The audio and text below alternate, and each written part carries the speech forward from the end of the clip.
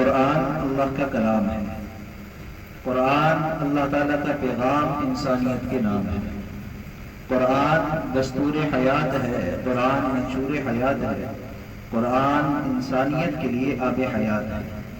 قرآن وہ کتاب اور وہ کلام ہے جس کو دیکھنا بھی عبادت ہے، جس کو پڑھنا بھی عبادت ہے، جس کو چھونا بھی عبادت ہے، جس کو سمجھنا بھی عبادت ہے، جس کو سمجھانا بھی عبادت ہے، جس کو حاصل کرنا بھی عبادت ہے، جس سے عشق کرنا بھی عبادت ہے، اور جس کی تعلیمات پر عمل کرنا بھی عبادت ہے۔ قرآن اللہ کا کلام ہے، قرآن اللہ کا کلام ہے۔ ہر چیز کی نسبت سے اس کی عظمت کا تعلق ہے۔ جیسے مسجد ہے، اس میں بلاک لگا ہے، سیمنٹ لگی ہے، گارا لگا ہے، سارا مال مٹیریل جو لگا ہوا ہے اس کی نسبت مسجد کے ساتھ ہے۔ یہی سارا مٹیریل گھر میں لگا ہوتا ہے، روڈ پر لگا ہوتا ہے، باتھ روم میں لگا ہوتا ہے، لیکن اس کی عظمت وہ نہیں جو مسجد کی عظمت ہوتی ہے۔ تو عظمت تعلق کے ساتھ ہوتی ہے۔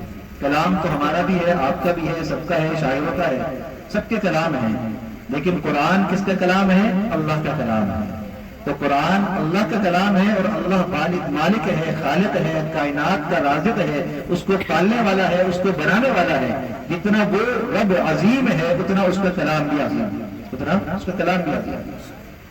تو ہر چیز کی نسبت جو ہے وہ اس کو بلند کر دیتی ہے، وہ اعلیٰ مقام ادا کر دیتی ہے۔ تو ہمیں اس بات پر فخر کرنا چاہیے کہ اللہ تعالیٰ نے ہماری نسبت کو قرآن کے ساتھ جوڑ دیا ہے۔ آج کی ہماری اس محفل کا عنوان ہی قرآن ہے۔ آج ہمارے یہاں پر جمع ہونے کا مقصد ہی قرآن ہے۔ آج ہمارا یہاں پر اکٹھا ہو جانا ہی قرآن کی وجہ سے ہے، قرآن کے لیے ہے۔ ورنہ ہم میں سے جتنے یہاں پر موجود ہیں وہ اچھے سمجھدار لوگ ہیں، وہ اچھے بزنس مین ہیں، وہ اچھے دنیا دار ہیں، وہ اچھے فیملی پلاننگ کرنے والے ہیں، دنیاوی اعتبار سے سمجھدار اور اچھے لوگ سارے ہیں، لیکن اگر آج ہم یہاں پر سارے جمع ہوئے ہیں تو ایک بچے کے قرآن کی تکمیل کی نسبت سے جمع ہوئے ہیں۔ آج کی ہماری اس محفل کا مہمان خصوصی اور اس بارات کا دلہا وہ یہ چھوٹا بچہ ہے جس نے قرآن پاک پڑھا ہے، اس نے قرآن پاک سنایا ہے۔ تو نسبت جو ہے وہ انسان کو اعلیٰ اور عظیم بناتی ہے۔ تو ہمیں کوشش یہ کرنی ہے کہ جو نسبت اللہ نے ہمیں عطا کی ہے اس نسبت کا ہم بھرم رکھیں، اس کی لاج رکھیں، اس کو قائم رکھیں، اس لیے کہ اللہ بڑے عظیم بھی ہیں، بڑے غیور بھی ہیں، بڑے غیور ہیں۔ اللہ کی غیوری یہ ہے کہ اگر ہم نے اس نسبت کی لاج نہ رکھی، ہم نے لاپرواہی برتی، ہم نے اس کلام کو پس پش ڈال دیا اور ہم نے اس کے حقوق کی پرواہ نہ کری، تو ممکن ہے کہ اللہ کی غیرت اس بات کو گوارا نہ کرے اور ہمیں اللہ راندے درگاہ بنا دے۔ اس بات سے بھی ہمیں ڈرتے رہنا چاہیے، ہمیں اس بات پر گھمنڈ نہیں ہونا چاہیے۔ ہاں ہمیں فخر ہو، اور اس فخر کو قائم رکھنے کے لیے عاجزی کے ساتھ اللہ سے مانگتے رہنا چاہیے۔ عاجزی کے ساتھ فخر قائم رہے گا، عاجزی کے ساتھ، گھمنڈ کے ساتھ نہیں، بڑائی کے ساتھ نہیں، تکبر کے ساتھ نہیں، ریاکاری کے ساتھ نہیں، عاجزی کے ساتھ۔ اور عاجزی سر کے جھکانے میں نہیں ہے، عاجزی دل کے تقوی کا نام ہے، عاجزی ظاہری لباس کا نام نہیں ہے، عاجزی اللہ کے آگے ڈر جانے کا نام ہے، عاجزی لوگوں کے سامنے ڈرنے کا نام نہیں ہے، بلکہ تنہائی کے اندر گناہوں سے اپنے آپ کے بچانے کا نام عاجزی ہے۔ وہ ہے عاجزی، وہ ہے تقوی۔ آج ہم سب کے سامنے متقی ہیں، سب کے سامنے نیک ہیں، سب کے سامنے ہمارے چہرے اچھے ہیں، اپنی اس بناوٹ کو قائم رکھنے کے لیے ہم بہت کچھ کر رہے ہوتے ہیں، لیکن جب تنہائی ہمیں میسر ہوتی ہے، جب ہم اپنے ذاتی معاملات میں بڑھ جاتے ہیں، جب حلال حرام کی بات آتی ہے، جائز ناجائز کی بات آتی ہے، تو پھر وہاں پر ہم سب کو پس پش ڈال کر اپنے اسٹیٹس کو دیکھتے چلنا شروع کر دیتے ہیں، اور یہی ہمارا امتحان ہوتا ہے۔ اس امتحان میں جو انسان کامیاب ہو گیا وہ ہر امتحان میں کامیاب ہو گیا۔ تو آج اللہ تعالیٰ نے ہمیں یہ عظیم نعمت عطا فرمائی کہ ہم قرآن کی نسبت سے یہاں پر جڑ بیٹھے۔ کتنے ہی چہرے یہاں کے ایسے آج موجود ہیں کہ جو یہاں علاقے کے نہیں ہیں، دور دراز سے آئے ہیں، لیکن سب کے آنے کا مقصد صرف ایک ہے، تکمیل قرآن، قرآن کی محفل، قرآن کی محفل کے اختتام پر دعا، اس میں ہماری شرکت ہو جائے تاکہ ہمیں کچھ اس کی برکتیں اور رحمتیں مل جائیں۔ ہمارے چہرے مختلف ہیں، نام مختلف ہیں، رہائشیں مختلف ہیں، کاروبار مختلف ہیں، لیکن یہاں جمع ہو جانے کا مقصد صرف ایک ہے۔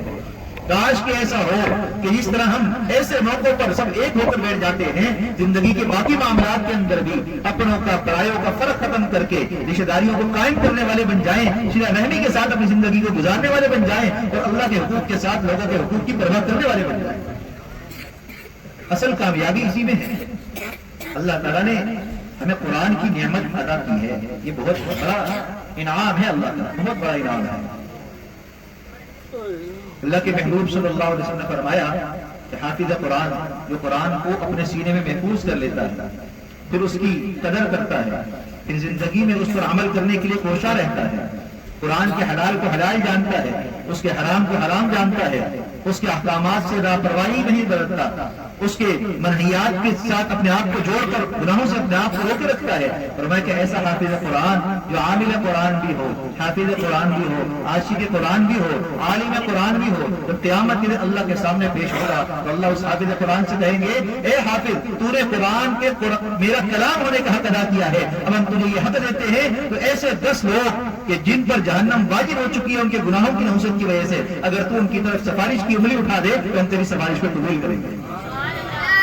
اللہ کے محبوب صلی اللہ علیہ وسلم نے فرمایا کہ ایسے 10 لوگوں کی سفارش کہ جن پر جہنم واجب ہو چکی ہے، حافظ قرآن کی نسبت سے اللہ تعالیٰ ان کو معاف کر کے جنت عطا فرمائیں گے۔ کون لوگ ہوں گے؟ ماں باپ ہوں گے، بہن بھائی ہوں گے، رشتے دار ہوں گے، آس پڑوس والے ہوں گے کون؟ اس کا فارمولہ کیا ہے؟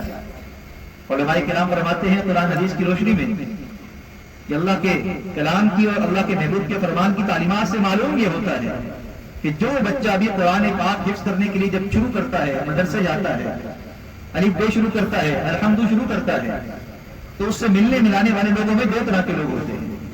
ایک وہ ہوتے ہیں کہ جو اس بچے کو دیکھ کر خوش ہوتے ہیں، جو اس بچے کو چومتے ہیں، اس کی تعریف کرتے ہیں اور ہر جگہ اس کو کہتے ہیں کہ شاباش، دل لگا کر پڑھو، بہت اچھا کام تم کر رہے ہیں، اس کے عمل سے خوش ہو رہے ہیں، اس سے دعائیں کروا رہے ہیں، اس کو ہدیہ دے کر اپنی مغفرت اس سے طلب کر رہے ہیں تاکہ یہ قیامت کے دن ہمارا سفارشی بن جائے، عاجزی اس کے سامنے دکھا رہے ہیں۔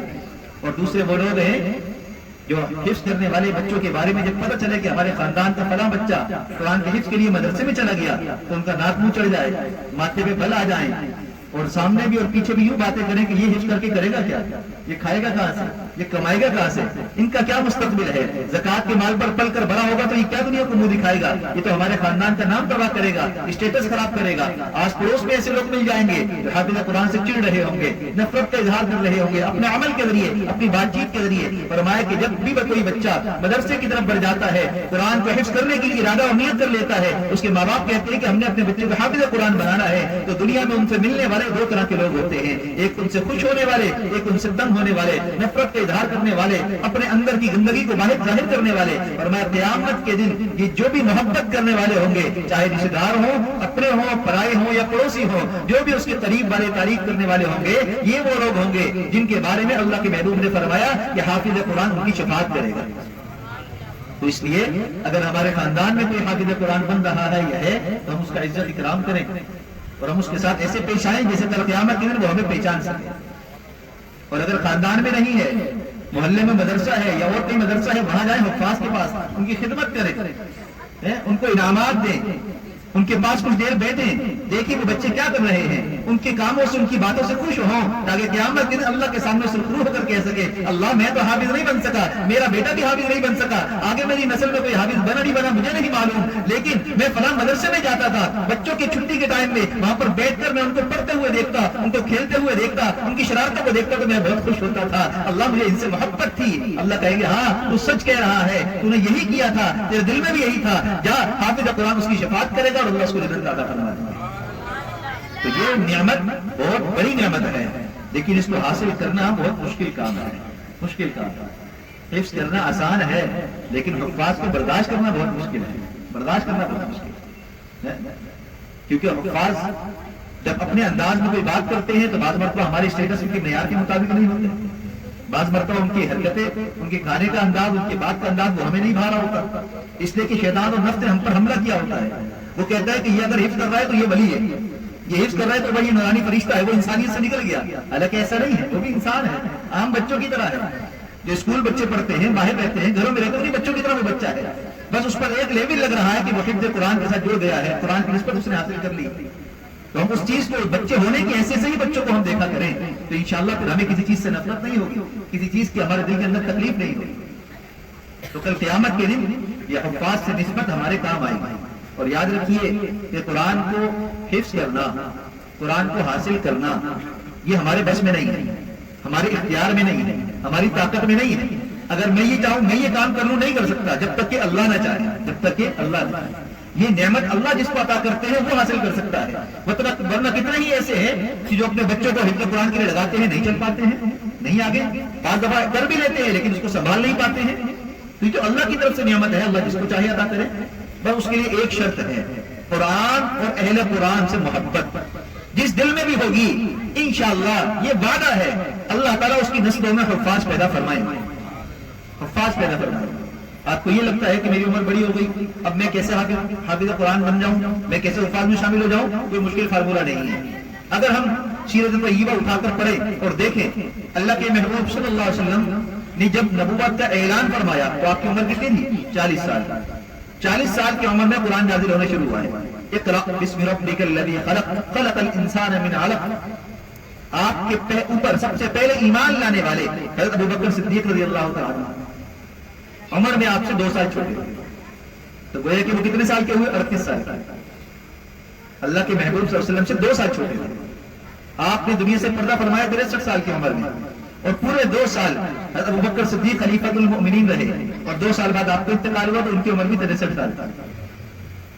تو بتانے کا مقصد یہ ہے کہ 40 سال کی عمر میں اعلان نبوت ہو رہا ہے، آپ پر ایمان لانے والے 38 سال کے ہیں، کوئی 35 سال کا ہے، کوئی 40 سال کا ہے، کوئی جو ہے بڑا ہے، کوئی چھوٹا ہے، ہر عمر کے لوگ ہیں، لیکن جو ایمان لاتے رہے، یا رسول اللہ ہمارا کیا کام ہے؟ اور میں کہ جو میرا کام ہے وہ تمہارا کام ہے، مجھ پر قرآن نازل ہو رہا ہے، تم قرآن کو محفوظ کرنا شروع کرو۔ تو معلوم یہ ہو کہ قرآن کو محفوظ کرنے کے لیے، قرآن کا حفظ کرنے کے لیے کوئی عمر کی قید نہیں ہے، کسی بھی عمر میں آپ کر سکتے ہیں۔ ایک تو یہ فارمولہ ہے آسان سا، کوئی عمل کر سکتا ہے۔ دوسرا میں آپ کو آسان فارمولہ بتلاؤں، میری زبان پر کلام اللہ کے الفاظ ویسے نہیں چڑھ پا رہے جیسے ایک بچہ حافظ قرآن پڑھتا ہے تجوید کے ساتھ، لیکن میں نیت کر سکتا ہوں کہ نہیں؟ یہ تو میرے بس میں ہے کہ میں نیت کر سکتا ہوں، اور اللہ کے محبوب نے فرمایا کہ جو انسان جس چیز کی نیت کرتا ہے اللہ تعالیٰ اس نیت کے مطابق ہی اس کے ساتھ معاملہ فرمائے گا۔ تو آج کی اس محفل کے اندر جتنے بھی ہم لوگ ہیں، جتنے بھی مرد ہیں، خواتین گھروں میں سن رہی ہیں، وہ سب کے سب ہم یہ نیت کر لیں کہ انشاءاللہ ہم نے قرآن کا حفظ کرنا ہے نا انشاءاللہ تعالیٰ۔ اب اس کے لیے یہ قید نہیں ہے کہ آپ یہ 3 سال میں کریں، 2 سال میں کریں، 1 سال میں کریں، آپ روزانہ 1 آیت کریں، آپ 1 ہفتے میں 1 آیت کریں، آپ 1 ہفتے میں 1 سورت کریں، آپ مہینے میں 1 سورت کریں، کوئی قید نہیں۔ شرط یہ ہے کہ روزانہ پڑھیں، روزانہ پڑھیں، قرآن کی ترتیب پر آئیں، الف لام سے شروع کریں، 1 صفحہ پڑھنا شروع کریں۔ پڑھنا نہیں آ رہا، اٹک رہے ہیں، 3 لائنیں پڑھ لیں، لیکن پڑھیں تو صحیح، پڑھیں تو صحیح۔ چھوٹا بچہ ہوتا ہے چل نہیں پاتا ہے، لیکن ماں باپ کے سامنے اگر وہ کھڑا ہو جائے اور قدم اٹھانے کی کوشش کرے تو مجھے بتائیے کہ ماں باپ خوش ہوتے ہیں یا ناراض ہوتے ہیں؟ خوش ہوتے ہیں۔ ہر ایک کو بتاتے ہیں کہ آج میرا بچہ کھڑا ہو گیا، آج میرے بچے نے قدم اٹھانے کی کوشش کی آگے بڑھنے کے لیے، خوش ہو رہے ہوتے ہیں۔ اور اللہ کے محبوب فرماتے ہیں کہ اللہ تعالیٰ اپنے مومن بندوں سے، بندیوں سے 70 ماؤں سے زیادہ محبت کرتے ہیں۔ جب ہم اللہ کے کلام کی طرف اس کی نیت سے بڑھنا شروع کریں گے، اٹک اٹک کر پڑھنا شروع کریں گے، الحمد پڑھتے ہوئے ہاں نہیں نکلے گا، اور ہاں نکالنے میں 1 ہفتہ مجھے لگ جائے گا، تو پورا 1 ہفتہ تک اللہ تعالیٰ کی طرف سے مسکراہٹ کی رحمت مجھ پر برستی رہے گی، مجھ پر برستی رہے گی۔ اللہ خوش ہوتے رہیں گے کہ دیکھو میرے بندے کو، جو قرآن پڑھ نہیں سک رہا لیکن پڑھنے کی کوشش کر رہا ہے۔ اللہ خوش ہو رہے ہوں گے کہ میرے کلام کو پڑھنے کی کوشش کر رہا ہے۔ تو اس لیے آج سے ہم نیت کر لیں، جہاں پر بھی ہمیں، جہاں آفس میں ہے، کام میں ہے، مسجد میں ہے، وہاں پہ حافظ قرآن سے ہم تعلق بنائیں، رابطہ بنائیں، اس کی منت کریں، بھائی آپ کے پاس ٹائم نہیں ہوگا، میں آپ کی خدمت کروں گا، کچھ 5-10 منٹ صرف مجھے دے دیں آپ۔ اللہ کا کلام ہے، وہ کلام جس کی نسبت قیامت کے دن جہنم سے چھٹکارے کا سبب بن جائے گی، یہ وہ کلام ہے۔ اس کی نسبت حاصل کرنے کے لیے اگر حافظ قرآن مجھے 5 منٹ دے دے، 10 منٹ دے دے، اور اس کے بدلے میں اس کو لاکھوں روپے معاوضہ بھی دے دوں تو وہ بھی کم ہے، وہ بھی کم ہے اس مقابلے میں۔ تو ہم اس کی جو خدمت کر سکیں، حسب حیثیت ہم اس کی خدمت کریں، اس سے اب درخواست کریں، احسان نہ کریں، احسان نہ کریں۔ ہم یہ نہ سمجھیں کہ ہم اس کی خدمت کر کے احسان کر رہے ہیں، ابھی ہمیں وقت دے تو آتے بھائی کیوں نہیں آئے بھائی؟ جیسے آج کل بہت سارے لوگ ایسا کرتے ہیں، حافظ صاحب آگے دروازے پر بچوں کو پڑھانے کے لیے، اندر سے آواز آئی کہ آج بچہ نہیں پڑھے گا، بیمار ہے۔ یہ اگر بیمار تھا تو پہلے قاری صاحب سے کہیں کہ صاحب آپ تکلیف نہ کریں، آج نہیں آئیے گا، ہمارا بچہ بیمار ہے۔ آپ کو کہیں جانا ہے پہلے سے بتا دیں، آپ کا بچہ مدرسے آتا ہے پہلے سے قاری صاحب کو بتائیں ہم نے کہیں جانا ہے، ہمیں رخصت چاہیے۔ قرآن کا احترام کیوں نہیں ہے؟ آج اگر ہم اپنے حالات پر غور کریں، اپنی پریشانیوں پر غور کریں تو اس کی وجہ یہی ہے کہ ہم کما بھی رہے ہیں، کھا بھی رہے ہیں، لباس بھی ہے، گھر بھی ہے، سب کچھ ہے، لیکن ذہنی سکون نہیں ہے، دل بے چین ہے، پریشانیاں ہیں۔ وجہ اس کی کیا ہے کہ ہم جن چیزوں کا احترام کرنا چاہیے ان چیزوں کا احترام نہیں کرنا چاہیے۔ تو آج ضرورت اس بات کی ہے کہ ہم قرآن کا اور اہل قرآن کا احترام کریں اور اس کا ہم ارادہ اور نیت کر لیں، انشاءاللہ اللہ ہماری عزتوں کے اندر بھی اضافہ فرما دیں گے۔ ہم جس امام کے تقلید کرتے ہیں، اپنا امام کہتے ہوئے امام اعظم ابو حنیفہ رحمۃ اللہ علیہ، امام تو سارے ہیں سارے قابل احترام ہیں، لیکن ہم کسی ایک امام کے پیچھے نماز پڑھیں گے نا بھائی، ہم کسی ایک ہی امام کی ساری تعلیم کو سنیں گے؟ ایسا تو نہیں ہے کہ اگر 4 جگہ بیان ہو رہا ہے تو میں یہاں بھی سنوں، 5 منٹ جا کے وہاں سنوں، پھر 5 منٹ وہاں جا کے سنوں، ایسا تو نہیں ہے، میں ایک ہی کے پیچھے سارا کام کروں گا۔ تو اس لیے ہم امام اعظم ابو حنیفہ رحمۃ اللہ علیہ کے پیچھے چلتے ہیں، ان کی تعلیمات کو دیکھتے ہیں، ان سے ہم نصیحت کو حاصل کرتے ہیں، ان کے واقعات کو پڑھتے ہیں، تو ہمیں بڑی خوشی ہوتی ہے کہ ہم ایسے امام کی تقلید کر رہے ہیں، ایسے امام کی فقہ کے پیچھے چل رہے ہیں کہ جس نے قرآن حدیث کو ویسے ہی سمجھنے کی کوشش کی جیسے اللہ اور اس کے محبوب نے سمجھانے کی کوشش کی، اور ان کا قرآن سے تعلق۔ امام صاحب کے بارے میں آتا ہے کہ رمضان المبارک کا چاند شروع ہوتا اس سے لے کر چاند رات تک 30 دن 30 راتیں امام اعظم ابو حنیفہ رحمۃ اللہ علیہ رمضان المبارک میں 63 قرآن پاک ختم کرتے ہیں۔ کتنے؟ 63 کہنا آسان ہے، اب بتائیے نا آج کتنے دن گزر گئے؟ آج 18ویں تراویح ہماری، 17 روزے گزر گئے، 17 روزے گزر چکے ہیں، کیا ہمارے 17 پارے ہو گئے؟ روزانہ ایک پارا پڑھا، بہت سارے ہم میں سے ایسے ہوں گے جنہوں نے پڑھا ہی نہیں ہوگا، لیکن کچھ ایسے بھی ہوں گے جنہوں نے ماشاءاللہ کئی قرآن ابھی تک ختم کر لیا ہوں گے، وہ خوش نصیب ہیں۔ لیکن کاش کہ ایسا ہو کہ ہم سب خوش نصیبوں میں داخل ہو جائیں، ہم قرآن سے ایسی نسبت کو بنا لیں۔ اب سوال یہ ہے کہ 30 دن میں 63 قرآن ختم کیسے ہو جاتے تھے؟ ہر 10 دن میں تراویح میں 1 قرآن ختم ہوتا ہے، تو 3 عشرے ہوئے، 30 دن میں 3 قرآن ختم ہوتا ہے تراویح میں، اور دن میں ترتیب کیا تھی؟ ہر روز 1 قرآن ختم ہوتا تھا دن میں، اور تراویح کے بعد سے لے کر صبح تک 1 قرآن ختم ہوتا تھا دن اور رات میں۔ کتنے قرآن ہو گئے؟ 60، ایک دن میں ختم، ایک رات میں ختم، 60 قرآن تلاوت کر کے اور 3 قرآن تراویح میں کھڑے ہو کر ختم کرتے، تو 63 قرآن کی تلاوت کیا کرتے۔ آج کوئی ایسی مثال ہے ہمارے پاس؟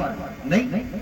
ہم تو ابھی اپنی تراویح کا حال دیکھ لیں، کوئی اتنی مشقت والی تراویح نہیں، روزانہ 2 سپارے ہم نے پڑھے ہیں، لیکن آدھی تراویح کے بعد پاؤں میں درد، 4 دن کے بعد 4 بندے غائب، 6 دن کے بعد 10 بندے غائب، ایسا ہی ہوتا ہے مسجدوں میں۔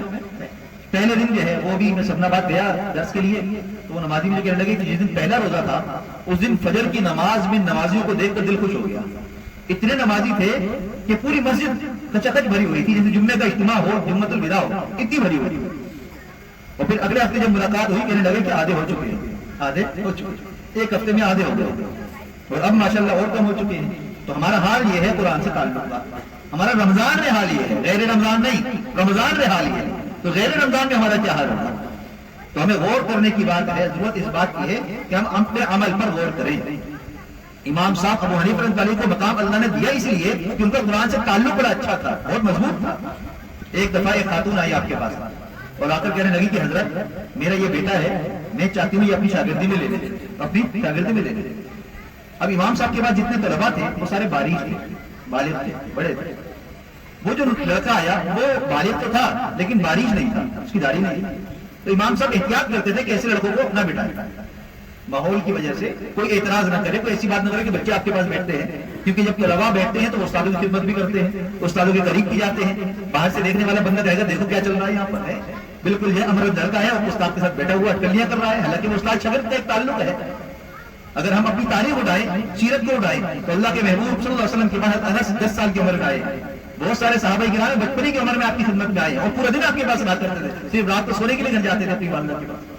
تو یہ تو ہماری تاریخ ہے، لیکن چونکہ سمجھ نہیں ہوتی تو فوراً اعتراض ہوتا ہے اور کیمرہ نکل آتا ہے، اور ایک ویڈیو بننے کی دیر ہے تو ماشاءاللہ سارے ایسے بھرمار ہوتی ہے کہ کوئی علمان والا حفیظ۔ تو امام صاحب ابو حنیفہ کی بعد خاتون آئی، وہ کہنے لگی کہ حضرت میرے اس بچے کو اپنی خدمت میں لے لیجیے، میں چاہتی ہوں کہ یہ بھی جو ہے پڑھ لکھ جائے، آپ جیسا نیک متقی بن جائے۔ آپ نے اس سے جان چھڑانے کے لیے کہا کہ بھائی آپ کا بچہ حافظ ہے؟ کہا کہ نہیں، کہا کہ ہم جو ہے صرف انہی کو اپنے شاگردی میں لیتے ہیں جو حافظ قرآن، جو حافظ ہے قرآن۔ وہ صرف اس لیے انہوں نے بات کی تاکہ یہ قرآن حافظ نہیں ہے، چلا جائے گا تو جب حفظ کر کے آئے گا تو بڑا ہو چکا ہوگا۔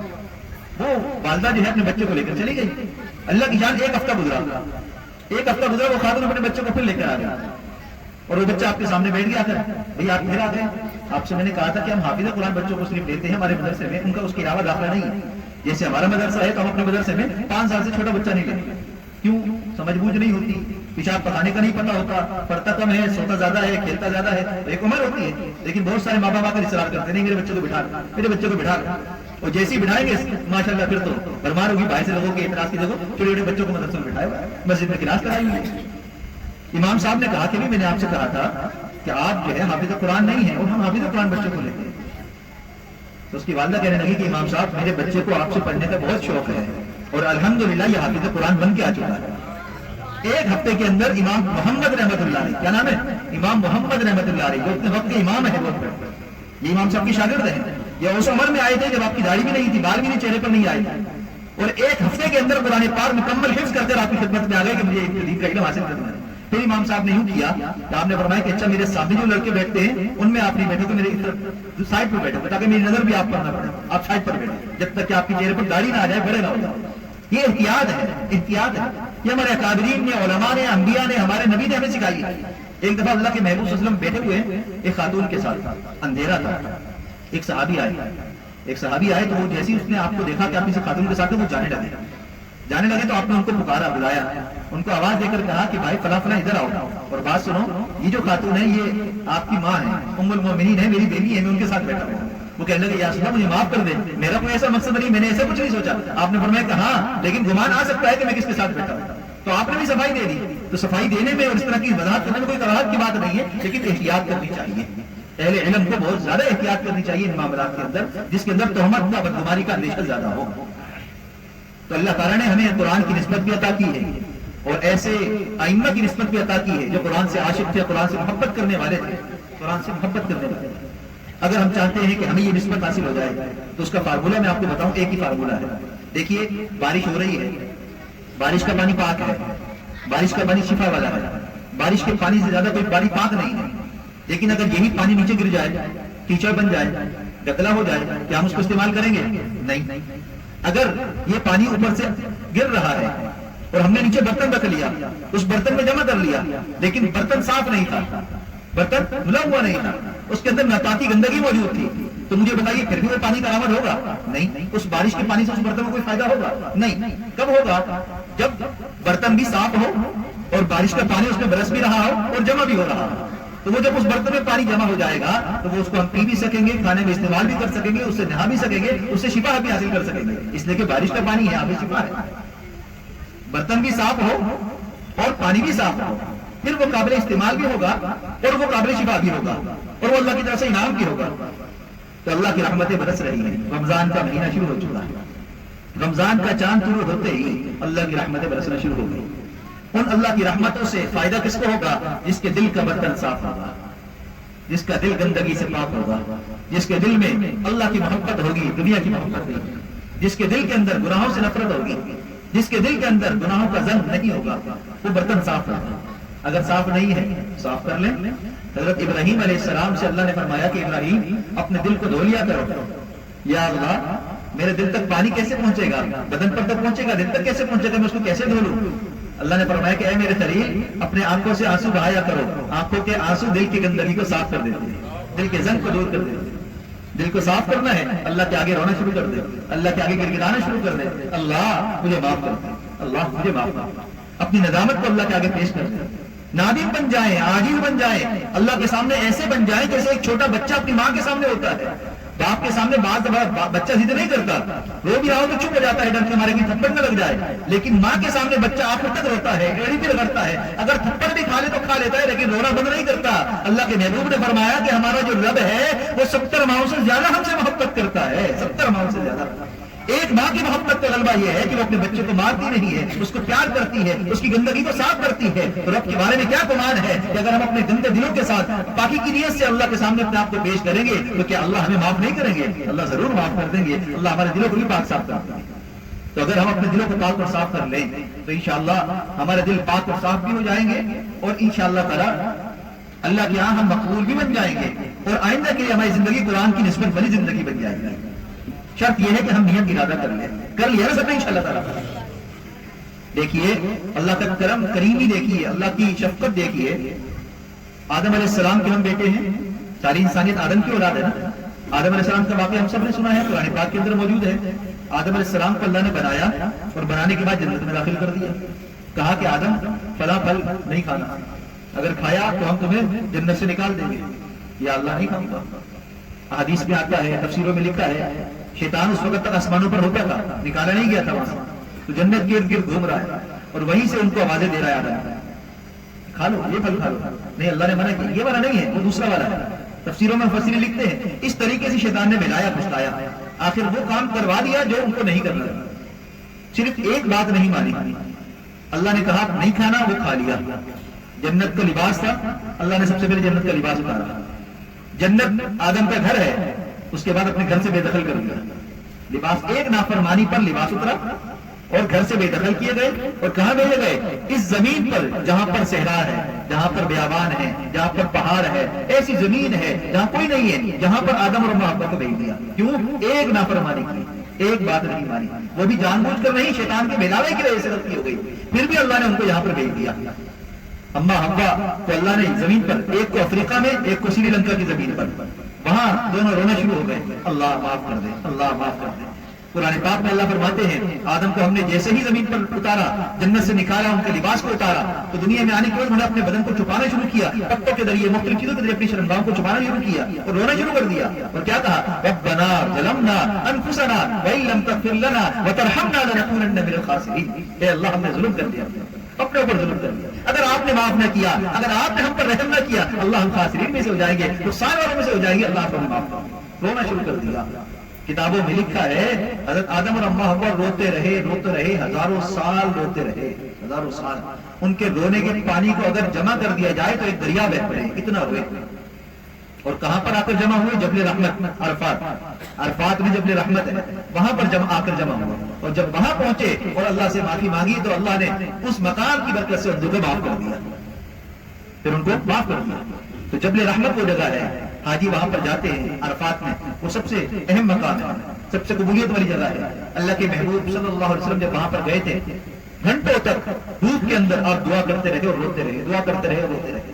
آج ہماری بھی دعا ہوتی ہے، 5 منٹ نہیں گزرتے ہم تھک جاتے ہیں، ہمارے ٹانگوں میں درد ہو جاتا ہے، ہاتھوں میں درد ہو جاتا ہے، رونا نہیں آتا، سر میں درد ہو جاتا ہے. کتنا رو لیں گے؟ رونا نہیں آتا تو یاد رکھیے کہ اگر رونا نہیں آ رہا تو اللہ کی طرف سے آزمائش کے اندر پھنسے ہوئے، آزمائش میں پھنسے ہوئے. اس لیے کہ اللہ کے جو نیک بندے ہوتے ہیں ان کے دل میں رحم دلی ہوتی ہے، اور جس دل میں رحم دلی ہوتی ہے اس آنکھ میں ہمیشہ آنسو رہتا ہے، آنسو رہتا ہے. اس لیے ضرورت اس بات کی ہے کہ ہم غور کریں اپنے دل پر، اپنے آپ پر. کہیں ہم ان لوگوں میں تو نہیں کہ جن کو اللہ نے محروم کیا ہوا ہے رونے سے. اگر رونا نہیں آتا تو رونے کی شکل بنائیں، اگر رونا نہیں آتا رونے کی کوشش کریں. قیامت کے دن کے بارے میں سوچیں کہ اگر اللہ کے سامنے پیش ہوئے اور اللہ نے کہا کہ ہاں بتاؤ تم کبھی روئے تھے؟ اللہ روئے تو نہیں تھے، رونے والوں کے ساتھ بیٹھ گئے تھے. اللہ رونا تو نہیں آیا تھا لیکن رونے والی شکل بنا لی تھی. اللہ ہم کھڑے تو نہیں کھوٹے ہیں، آپ ہمیں کھڑوں کے ساتھ قبول فرما لیں. اللہ ایسے کریم ہے، ایسے رحیم ہے، اللہ ضرور ہمیں معاف کر دیں گے، ضرور معاف کر دیں گے. تو اس لیے ہم غور کریں آدم علیہ السلام کے اس واقعے میں. ہم دن میں گناہ کرتے ہیں، لباس نہیں جاتا، لباس اتار کر گناہ کرتے ہیں، لباس پر پہن لیتے ہیں. گھر میں گناہ کرتے ہیں، گھر سے محروم نہیں ہوتے. باہر گناہ کرتے ہیں، گھر گرتا نہیں، واپس گھر مل جاتا ہے. سوچے تو صحیح ذرا، گاڑی اللہ کی دی ہوئی نعمت ہے، اللہ نے یہ نعمت دی ہے، گاڑی چلا رہے ہیں، گاڑی میں کوئی بھی نہیں ہے. میری گاڑی میں کیا ریکارڈنگ چل رہی ہے یہ مجھے پتا ہے اور میرے اللہ کو پتا ہے. ہاں صرف اللہ کو پتا. رات کو میں بستر میں لیٹا ہوں، ہینڈ فری میرے کان میں ہے، میرے ساتھ لیٹنے والی میری بیوی کو بھی نہیں پتا کہ میرے کان میں کیا چل رہا ہے، صرف مجھے پتا ہے یا میرے اللہ کو پتا ہے. یہ وہ موقع ہے کہ جس موقع پر ہم متوجہ ہوں اللہ کی طرف. اللہ تو تو دیکھ رہا ہے نا، تو تو سن رہا ہے نا. دیکھ میں نے نعت چلا لی ہے، میں نے بیان چلا لیا، میں نے تلاوت چلا لی. اللہ میں نے گانے نہیں سننے ہیں، میں نے فلمیں نہیں دیکھنی ہے، میں نے ڈرامے نہیں دیکھنے ہیں. یہ وہ موقع ہے جس کے بارے میں علماء نے فرمایا یہ ہے سب سے بڑا نیک اور متقی شخص کہ جو اللہ کے ڈر اور خوف کی وجہ سے گناہ چھوڑ دے، گناہ چھوڑ دے. یہ ہے متقی. یعنی شروع میں کہا نا تقوی لباس میں نہیں ہے، گردن جھکانے میں نہیں ہے. تقوی یہ ہے جو موقع آپ کو میسر آ رہا ہے گناہ کا، اس موقع سے آپ فائدہ نہ اٹھائیں اور گناہ کو آپ لاک ماریں، اس کو سائڈ پہ کریں اور اللہ کی طرف رجوع کریں. یا اللہ مجھے گناہ نہیں کرتا. تو یہ موقع جو بھی انسان اختیار کرے گا وہ اللہ کے یہاں سب سے بڑا نیک آدمی ہے، سب سے بڑا متقی ہے. اور جو سب سے اللہ کے یہاں نیک ہوتا ہے اللہ اس کی دعاؤں کو کبھی بھی رد نہیں کرتا.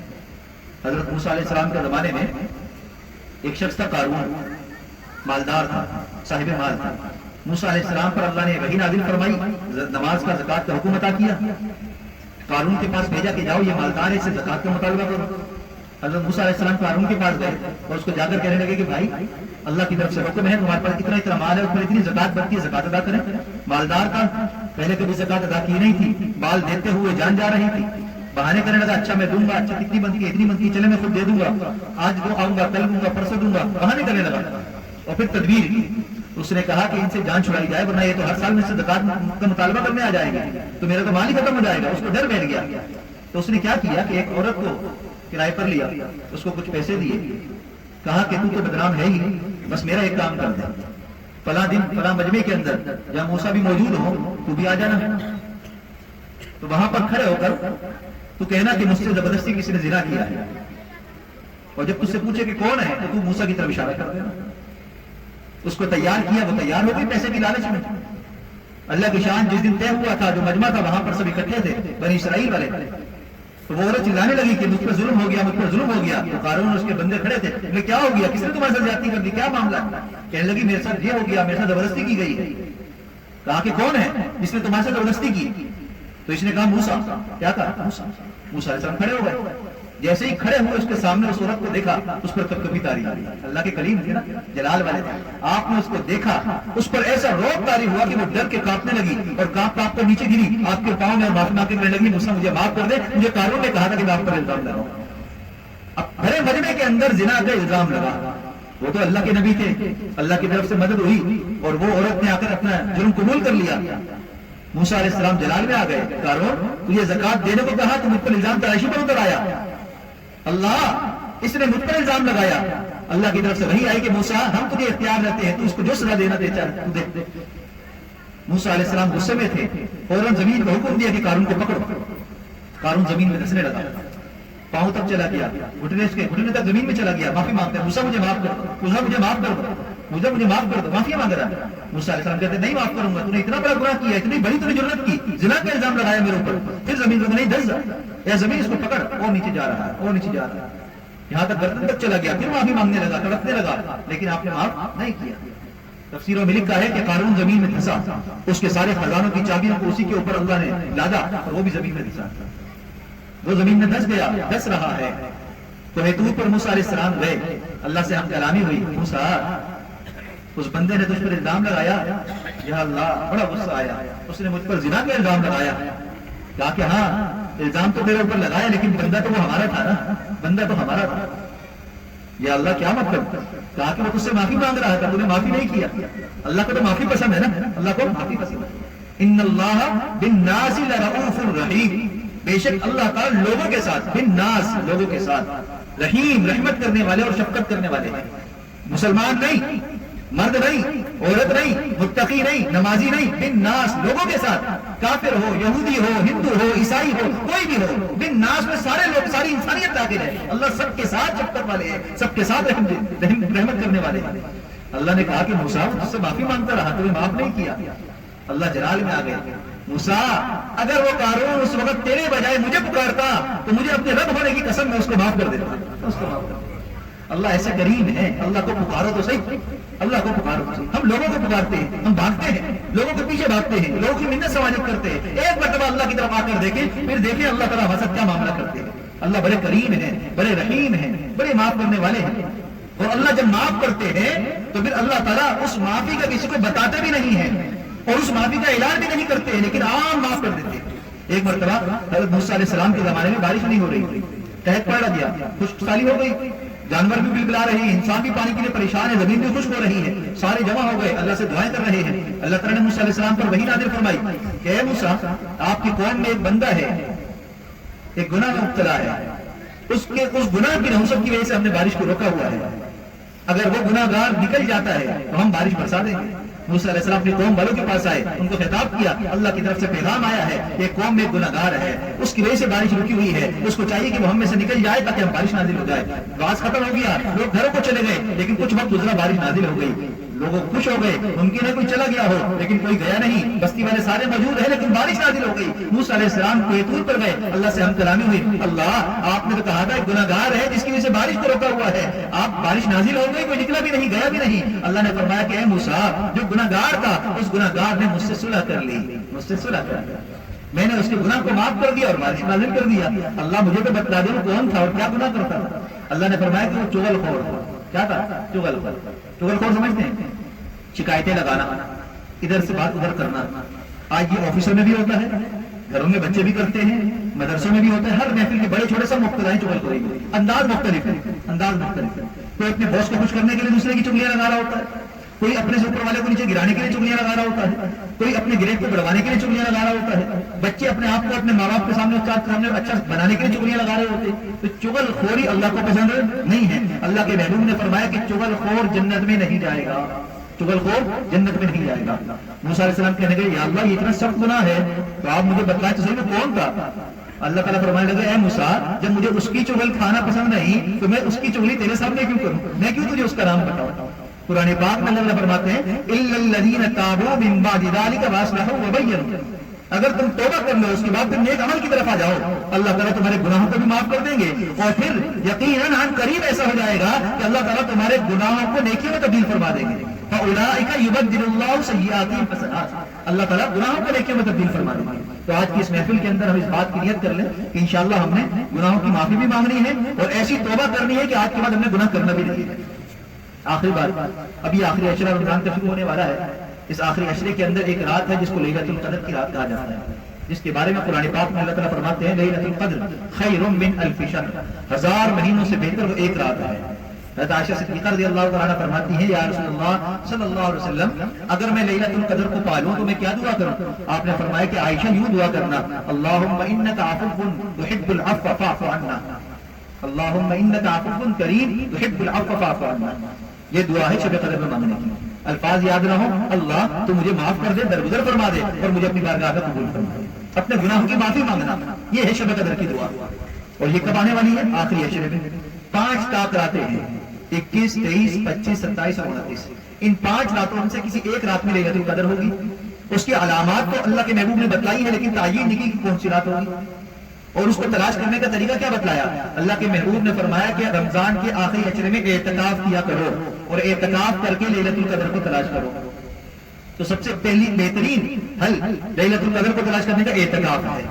جیسے تمام حضرات بھی نیت کر لیں کہ انشاءاللہ ہم نے اعتکاف میں بیٹھنا ہے انشاءاللہ تعالیٰ، سارا سال دنیا کے لیے، گھر کے لیے، کاروبار کے لیے، صرف 10 دن اللہ کے لیے، 10 دن اللہ کے لیے۔ جتنے بھی علاقے کے لوگ یہاں پر موجود ہیں وہ بھی نیت کریں، اور یاد رکھیں اگر کسی محلے سے کسی آبادی سے کوئی اعتکاف میں مسجد میں نہیں آئے گا تو پھر تمام علاقے والے گناہگار ہوں گے، تمام علاقے والے۔ تو اس لیے سارے لوگوں کی ذمہ داری ہے کہ وہ خود اگر نہیں بیٹھ سکتے تو اپنے آس پڑوس میں بندے تلاش کریں، ان کو دعوت دیں، ان کو تیار کریں کہ اعتکاف میں بیٹھیں۔ گھر میں 3 مرد ہیں، ایک مرد اعتکاف میں بیٹھ جائے، کیا مسئلہ ہے، کیا مشکل ہے؟ بھائی 2 اگر کما کر لائیں گے تو ایک اگر 10 دن نہیں کمائے گا تو کوئی کمی آ جائے گی، کوئی کمی نہیں آئے گی۔ لیکن مسئلہ یہ ہے کہ ہم نے نیت کرنی نہیں ہے، ہم نے یہ کام کرنا نہیں ہے، ارادہ ہی نہیں ہے ہمارا، ہماری توجہ اس کام کی طرف نہیں ہے۔ بھائی سیزن جب آتا ہے تو سیزن میں بندہ کسی کام کی پرواہ نہیں کرتا۔ ابھی آپ درزیوں کے پاس چلے جائیں، ہر دکان کے اوپر دردی جس طرح بیٹھے ہوتے ہیں، نڈھال ہوں گے، بیمار ہوں گے، لیکن کچھ نہیں کریں گے، نہ افطار پارٹی میں جا رہے ہوں گے، نہ کسی پروگرام میں جا رہے ہوں گے، کسی کو وقت نہیں دیں گے۔ کیوں نہیں جا رہے؟ بھائی سیزن ہے، سیزن ہے، لوگ کپڑے سینے ہیں، یہی تو سیزن ہے کمانے کا، پھل والے کا سیزن، کپڑے والے کا سیزن، بازار والے کا سیزن۔ ایک اگر سیزن نہیں ہے تو مسلمان کا سیزن نہیں ہے، حالانکہ یہ رمضان کا مہینہ مسلمان کا سیزن ہے، مسلمان کا سیزن ہے۔ اللہ نے 12 مہینوں میں سے ایک مہینہ مسلمانوں کو کمانے کے لیے دیا ہے کہ تم اپنے 11 مہینے کے گناہوں کے وبال کو ختم کرنا چاہتے ہو اور آئندہ کی زندگی کو اچھا کرنا چاہتے ہو تو رمضان کے مہینے میں مسجد میں آ جاؤ، اللہ سے روکو لگا لو۔ تم ایک مہینہ صحیح ہو جاؤ گے، اللہ 11 مہینے اور 11 سال آگے پیچھے کے تمہارے صحیح کریں گے، صحیح کریں گے۔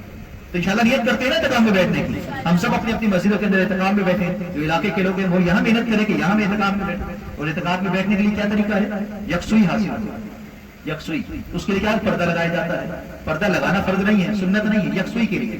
اگر آپ بغیر پردے کے آپ کو یکسوئی کہیں مل رہی ہے تو آپ بغیر پردے کے بیٹھ جائیں، اور اس میں کوئی حرج کی بات نہیں ہے۔ سب سے پہلا اعتکاف نبی کریم صلی اللہ علیہ وسلم نے جو کیا تھا وہ غار ہیرا میں کیا تھا۔ کیا کیا تھا؟ غار ہیرا۔ غار ہیرا وہ غار ہے مکہ میں کہ جہاں پر اللہ کے محبوب اعتکاف میں جا کر بیٹھے تھے، 1 دن 10 دن مہینہ 15 دن تک اعتکاف میں رہتے تھے۔ اور وہاں جب آپ جائیں گے غار ہیرا میں اور جب مصلی پر بیٹھیں گے تو سامنے آپ کو کعبۃ اللہ نظر آئے گا، غار ہیرا سے کعبۃ اللہ نظر آئے گا، پوری مسجد حرام نظر آ رہی ہے۔ تو اللہ کے محبوب وہاں جا کر بیٹھتے تھے، کعبۃ اللہ کی طرف آپ کی نگاہ ہوتی تھی اور دھیان اللہ کی طرف ہوتا تھا، اللہ کی رحمت برستی۔ اور آخری بار آپ غالباً 1 مہینے تک وہاں اعتکاف میں بیٹھے تھے، جس کی برکت سے اللہ تعالیٰ نے حضرت جبرائیل امین کو بھیجا اور یہ آیت نازل فرمائی اقرأ بسم ربک الذی خلق خلق الانسان من علق اقرأ وربک الاکرم الذی علم بالقلم علم الانسان ما لم یعلم۔ یہ آیات اس اعتکاف کے دوران نازل ہوئی۔ تو علماء کرام فرماتے ہیں اگر اللہ کے ہاں اپنے آپ کو قبول کروانا ہے، اپنے گناہوں کی معافی مانگنی ہے تو سب سے بہترین اعتکاف ہے۔ آپ اعتکاف میں آ جائیں، پیچھے 40 سال کے بڑے بڑے گناہ بھی ہوں گے، اللہ 1 لمحے کے اندر معاف کر دیں گے، معاف کر دیں گے۔ کیوں؟ اعتکاف والے کی نیت یہ ہوتی ہے اللہ میں دنیا سے ہٹ کر آپ کے در پر آ گیا ہوں، گویا کہ آپ کے قدموں میں آ کر بیٹھ گیا ہوں۔ اللہ اب میں نے کھانا بھی یہی ہے، پینا بھی یہی ہے، رہنا بھی یہی ہے، میں نے کہیں نہیں جانا ہے، جب تک آپ مجھے معاف نہیں کر دیں گے، میری معافی کا اعلان نہیں کر دیں گے، میں کہیں جانے والا نہیں ہوں۔ یہ نیت لے کر بندہ اعتکاف میں آ جاتا ہے. اللہ کے محبوب نے فرمایا اعتکاف ختم بھی نہیں ہوتا, اللہ اعتکاف کرنے والے کے اور اس کے تمام گھر والوں کے اور اس کے ارد گرد تمام دوستوں کے اور محلے والوں کے سب کے اللہ گناہ معاف فرما دیں گے. تو اس لیے ضرورت اس بات کی ہے کہ ہم اللہ کی طرف بڑھیں اور اس آخری عشرے کو ہم جو ہے قیمتی بنائیں. دنیا کے اندر اگر کوئی کیس بن جائے, کوئی ایف اے آر کٹ جائے, تو اگر اس کی معافی بھی ہو جائے نا, اگر وہ کیس جھوٹا بھی ثابت ہو, تب بھی تھانے میں ریکارڈ ختم نہیں ہوتا. ایسا ہی ہے, ریکارڈ ہوتا ہے, عدالت میں ریکارڈ ہوتا ہے کیس کا, اس بندے پر یہ کیس ہوا تھا, حالانکہ جھوٹا ہی تھا, لیکن ریکارڈ ختم نہیں ہوتا. اللہ کی شان دیکھیے, اللہ قرآن پاک میں فرماتے ہیں کہ اے میرے بندے, اگر تو نے 40 سال گناہ کیے, تو نے زنا کیا, چوری کی, ڈکیتی کی, حرام مال کھایا, حرام کا لین دین کیا, اب تجھے خیال آیا کہ نہیں میں نے غلط کیا, اب خیال آیا. اللہ کہتے ہیں ایک لمحے کے اندر تو نے ایسی توبہ کی کہ تیرے آنکھوں سے آنسو نکل رہے ہیں اور تیرے دل کا غم دور ہو رہا ہے اور تو رو رہا ہے ندامت کی وجہ سے, اللہ مجھے معاف کر دو, اللہ مجھے معاف کر دو. اللہ فرماتے ہیں کہ ہم تیرے اسی توبہ کرنے پر تیرے 40 سال کے پچھلے سارے گناہوں کو ایک لمحے میں معاف کر دیں گے, ایک لمحے میں معاف کر دیں گے. اور صرف معاف نہیں کریں گے, فَأُولَٰئِكَ يُبَدِّلُ اللَّهُ سَيِّئَاتِهِمْ حَسَنَاتٍ, ہم تیری اس گناہوں کو نام اعمال میں نیکیاں بنا دیں گے. کیا بنائیں گے؟ نیکیاں. اسی لیے علماء کرام فرماتے ہیں کہ اگر کوئی بڑا ڈاکو ہو, بڑا گناہ گار ہو, اگر وہ سچی توبہ کر لے تو ایک لمحے میں اللہ کا ولی بن جاتا ہے, اللہ کا ولی بن جاتا ہے. کیوں؟ اس کے گناہ زیادہ تھے, زمین آسمان کی خلا بھر گئی تھی, اس کے گناہ کا انبار زیادہ تھا, رجسٹر زیادہ تھے. اس نے جب توبہ کی تو اللہ کا وعدہ ہے کہ میں نیکیاں بناؤں گا, وہ سارے گناہ اس کے نیکیاں بدل گئے, تو سب نیکوں سے اس کی نیکیاں بڑھ گئی, نیکیاں اس کی بڑھ گئی. تو اس لیے یہ موقع اللہ نے ہمیں عطا کیا ہے. اور پھر اللہ فرماتے ہیں کہ ہم جو نام اعمال ہے, یہاں پر کرامن کاتبین جو نیکیاں اور بدیاں یہاں بیٹھے ہوئے ہمارے لکھ رہے ہیں, اللہ فرماتے ہیں کہ اگر تم توبہ کرو گے تو ہم ان رجسٹروں سے تمہارے گناہوں کو سب سے پہلے مٹائیں گے, پھر ان فرشتوں کے دماغوں سے مٹا دیں گے, پھر ان جگہوں سے ہم وہ چیزیں مٹا دیں گے جہاں تم نے گناہ کی ہے. اگر تم نے ایسی توبہ کر لی تو ہر جگہ سے ریکارڈ صاف ہو جائے گا اور اللہ کے یہاں نیک ہم شمار ہو جائیں گے. تو اس لیے آج کی اس محفل کے اندر ہم نے نیت کرنی ہے اور اللہ سے ہم نے معافی کو مانگنا ہے نا انشاءاللہ تعالی. دیر بہت ہو گئی, بیان بھی لمبا ہو گیا, لیکن چونکہ رمضان کی رات ہے اور یہی موقع ہوتا ہے جب ہم اللہ کے سامنے گڑ گڑا سکتے ہیں, رو سکتے ہیں, تو اس لیے ہم کوشش کریں کہ اپنی تھکاوٹ کو بس سے کچھ ڈالیں اور اللہ کے آگے بڑھنے کی کوشش کریں. آخری بات کر کے میں بات کو ختم کرتا ہوں, باتیں تو بہت ساری ہیں. دیکھیے اللہ تعالیٰ کی ایک ہے رحمت اور ایک ہے فضل. وَلَوْلَا فَضْلُ اللَّهِ عَلَيْكُمْ وَرَحْمَتُهُ, اگر اللہ تعالیٰ کا فضل تم پر نہ ہوتا اور اس کی رحمت نہ ہوتی. اللہ کا فضل کیا ہے اور رحمت کیا ہے؟ اللہ کی رحمت کا مطلب ہے اللہ کی معافی, اور فضل کا مطلب بھی معافی. فضل بھی معاف کرنے کو کہا جاتا ہے, رحمت بھی معاف کرنے کو کہا جاتا ہے. تو اللہ نے دو لفظ کیوں استعمال کیے, ایک کیوں نہیں کیا؟ مفسرین نے بڑا عجیب نقطہ لکھا, فرمایا کہ اللہ کی رحمت یہ ہے کہ تم اللہ سے توبہ کرو, گڑ گڑاؤ, معافی مانگو اور اللہ تمہارے گناہ کو معاف کر دے. یہ ہے اللہ کی رحمت کہ اللہ کی رحمت سے گناہ معاف ہو گیا. اور تمہاری توبہ اتنی پکی ہو, ایسی سچی ہو, اللہ کے آگے گڑگڑانا ایسا ہو کہ اللہ کو اتنا پسند آ جائے کہ اللہ اس گناہ کو صرف معاف نہ کرے بلکہ اس کی گناہوں کو نیکیوں میں تبدیل فرما دے. یہ ہے اللہ کا فضل, یہ اللہ کا فضل ہے کہ اللہ نے فضل فرمایا کہ ہمارے گناہوں کو نیکیوں میں تبدیل کر دیا. تو اس لیے ہم تمام حضرات جو ہے اللہ کی طرف متوجہ ہو جائیں. اور ابھی دعا سے پہلے مناجات پڑھی جائے گی, تو اس کا طریقہ کار یہ ہوتا ہے کہ ہم اپنی ارد گرد کیونکہ سارے بیٹھے ہوتے ہیں, دھیان بعض دفعہ ادھر چلا جاتا ہے, تو اللہ کی طرف دھیان بٹانے کے لیے کہ اللہ کی طرف جمع رہے, آنکھوں کو بند کریں, آنکھوں کو بند کریں, سر کو جھکا لیں اور دل کی طرف متوجہ ہو جائیں. اور مناجات سنتے ہوئے یوں سمجھیں کہ یہ میرا کلام ہے, میں پڑھ رہا ہوں, اللہ کے آگے پیش کر رہا ہوں اور اللہ سے میں مناجات کر رہا ہوں, بات چیت کر رہا ہوں, اور اللہ اس کے مطلب اس پر اپنی رحمت کو برسا رہے ہیں. جو اللہ کی رحمت آ رہی ہے میرے دل میں سما رہی ہے, اور میرا دل بطور شکر کے کہہ رہا ہے اللہ اللہ اللہ. ہم نے یہ عمل کرنا ہے اور مناجات کو سننا ہے, اس کے بعد انشاءاللہ فوراً دعا ہو جائے گی.